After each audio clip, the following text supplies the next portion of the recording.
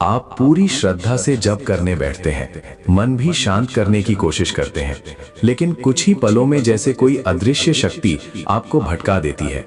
विचार इधर उधर भागने लगते हैं, मन ऊबने लगता है और भीतर से एक अजीब सी बेचैनी उठती है। ऐसा लगता है जैसे जप करना आसान नहीं, बल्कि किसी अदृश्य दीवार से टकराने जैसा हो गया है। और तब सवाल उठता है, क्या सच में जप में भी बाधाएं होती हैं? क्या ये केवल हमारा मन है या इसके पीछे कोई गहरा आध्यात्मिक कारण छिपा है? जब हम इस विषय को थोड़ा गहराई से समझते हैं तो पता चलता है कि हमारे प्राचीन ग्रंथ, विशेषकर गरुड़ पुराण, इन सूक्ष्म बातों को बहुत स्पष्ट रूप से बताते हैं। वहां कहा गया है कि जब केवल शब्दों का उच्चारण नहीं है, बल्कि ये आत्मा की यात्रा है और इस यात्रा में बाधाएं आना स्वाभाविक है। लेकिन ये बाधाएं बाहर से नहीं आती, ये हमारे ही भीतर के कुछ ऐसे पहलू हैं जिन्हें हम पहचान नहीं पाते। जैसे कोई अपने ही घर में रास्ता भूल जाए, वैसे ही हम अपने ही मन में उलझ जाते हैं। गरुड़ पुराण के अनुसार सबसे पहली बाधा होती है अस्थिर मन। मन का स्वभाव ही चंचल है, वो एक जगह टिकना नहीं चाहता। जैसे हवा को पकड़ना मुश्किल है, वैसे ही मन को रोकना कठिन है। लेकिन इसका मतलब ये नहीं कि जप असंभव है।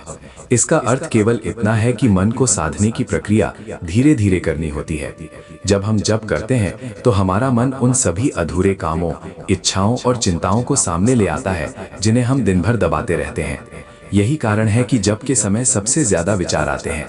कबीर दास जी ने भी कहा है, मन के हारे हार है, मन के जीते जीत। इसका अर्थ ये नहीं कि बाहर की दुनिया हमें हराती है, बल्कि हमारा अपना मन ही हमें हराता और जिताता है। जब जप के समय मन भटकता है तो वो हमें ये संकेत दे रहा होता है कि अभी भीतर बहुत कुछ ऐसा है जिसे समझने और छोड़ने की जरूरत है। ये बाधा नहीं, बल्कि एक संकेत है। दूसरी बड़ी बाधा होती है अहंकार। जब व्यक्ति सोचता है कि मैं जप कर रहा हूँ, मैं साधना कर रहा हूँ, तब धीरे धीरे ये मैं ही सबसे बड़ी दीवार बन जाता है। श्रीमद् भगवद गीता में भी कहा गया है कि जब तक कर्ता भाव रहता है तब तक सच्ची शांति नहीं मिलती। जप का असली अर्थ है अपने मैं को धीरे धीरे मिटाना, ना कि उसे और मजबूत करना। लेकिन हम अनजाने में ही जप को भी अपनी उपलब्धि बना लेते हैं और यही हमारी प्रगति को रोक देता है। तीसरी बाधा होती है अशुद्ध जीवन शैली।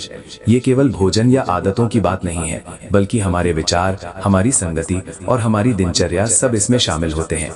गरुड़ पुराण में बताया गया है कि जिस व्यक्ति का जीवन असंतुलित होता है, उसका मन भी स्थिर नहीं हो सकता। जैसे गंदे पानी में चंद्रमा का प्रतिबिंब साफ नहीं दिखता, वैसे ही अशांत जीवन में ईश्वर का अनुभव स्पष्ट नहीं हो पाता। इसलिए जप के साथ साथ जीवन को भी थोड़ा संतुलित करना जरूरी होता है। सूरदास जी ने एक पद में कहा है कि जैसी संगति बैठिए तैसो ही फल होए। इसका अर्थ ये है कि हम जिन विचारों और लोगों के बीच रहते हैं, वही हमारी आंतरिक स्थिति को तय करते हैं। अगर हम दिन भर नकारात्मकता, चिंता और क्रोध में रहते हैं तो जप के समय मन शांत कैसे होगा? ये बिल्कुल वैसा ही है जैसे दिन भर धूल में चलकर शाम को साफ आईना देखने की उम्मीद करना।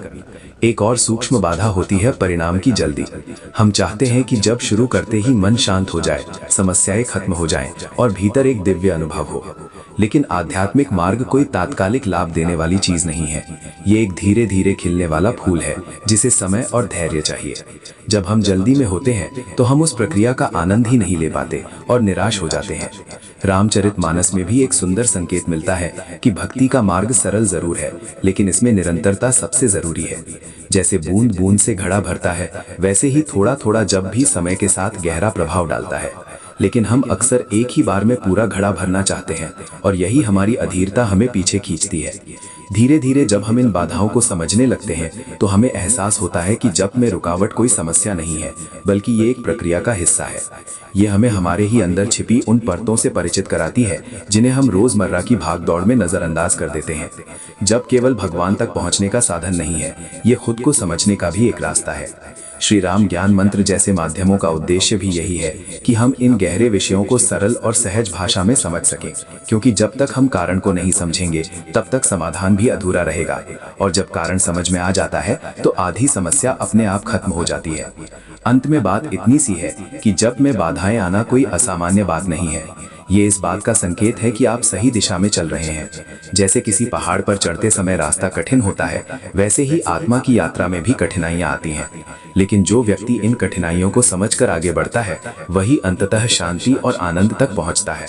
तो अगली बार जब आप जप करने बैठें और मन भटके तो उसे रोकने की बजाय उसे समझने की कोशिश करें, उससे लड़ने की बजाय उसे अपनाएं, क्योंकि वही मन धीरे धीरे आपका सबसे बड़ा साथी बन सकता है।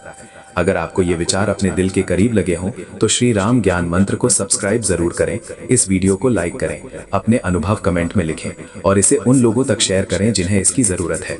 बेल आइकन को ऑन कर लीजिए ताकि ऐसे ही गहरे और जीवन को छूने वाले विचार आप तक समय समय पर पहुंचते रहें।